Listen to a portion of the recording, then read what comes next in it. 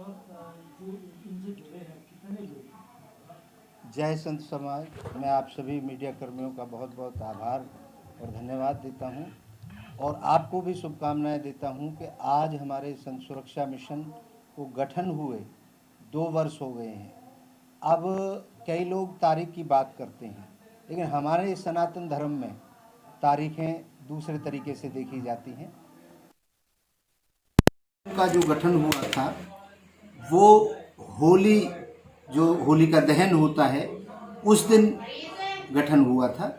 तो ये हर वर्ष, इनकी तारीख निश्चित नहीं होगी कोई भी, होली का दहन वाले दिन संत सुरक्षा मिशन का गठन हुआ 2019 में। आज तकरीबन 2 साल हो गए हैं संत सुरक्षा मिशन को।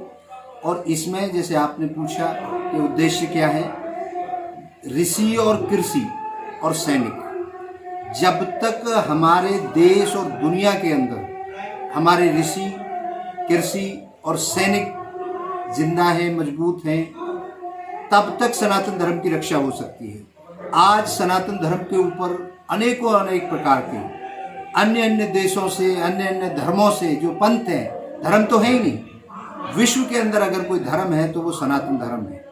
बाकी तो सब सनातन धर्म से निकले हुए पंथ हैं छोटे छोटे।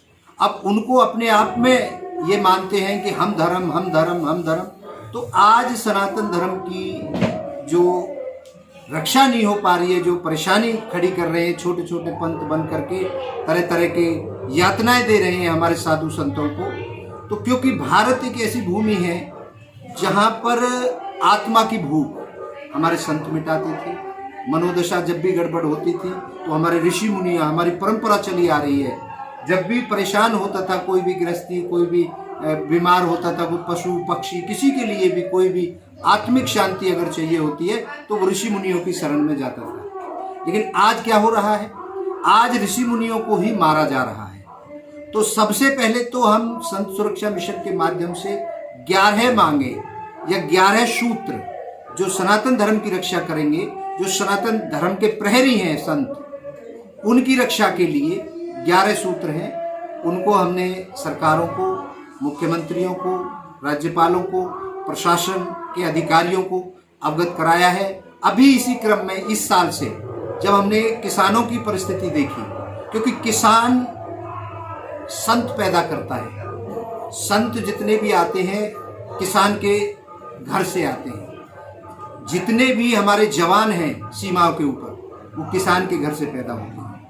आज हमारा अन्नदाता उस परिस्थिति से गुजर रहा है, उसको खाने के लिए रोटी के लाले पड़ रहे हैं। वो कृषि प्रधान जो भारत देश था, जो कृषि के क्षेत्र में पूरे विश्व में माना जाता था, यही पहचान थी भारत की, आज किसान भी परेशान है और हर 18 मिनट में एक किसान आत्महत्या कर रहा है। तो हमने किसानों के लिए भी, क्योंकि संत ही जब जब कोई भी बुराई पैदा होती है समाज के अंदर, संत ही उसको मिटाने का काम करते हैं।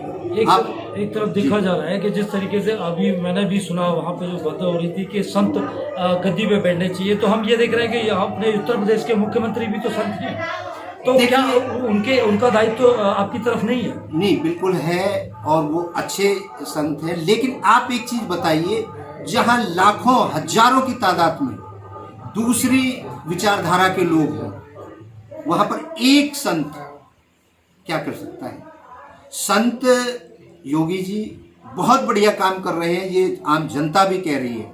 हम कहें कि संत है, संत की तारीफ करें, वो ठीक नहीं है, लेकिन उत्तर प्रदेश की जनता ये कह रही है कि योगी जी जैसा प्रशासक, योगी जी जैसे कार्य, लेकिन अकेले योगी जी क्या कर लेंगे?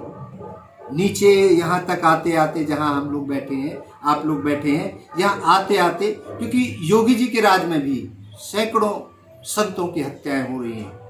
तो जब तक पहले क्या था, धर्म से राजनीति होती थी, आज धर्म में राजनीति हो रही है, धर्म को बांटा जा रहा है राजनीति के चंद प्रलोभन के लिए। तो ये बिल्कुल आपने बात अच्छी कही कि अगर संत पूरी सत्ता में बैठे, संतों के हाथ में अगर सत्ता आ जाएगी तो संत धर्म के साथ न्याय करेंगे, मनुष्य ही नहीं, पशु पक्षी जीव जंतु सबके लिए उदार दिल होता है संत का। तो मैं तो यही कहूँगा कि ज़्यादा से ज़्यादा संत जब सत्ता में जाएंगे तो जरूर भारत फिर से सोने की चिड़िया बनेगी। धन्यवाद।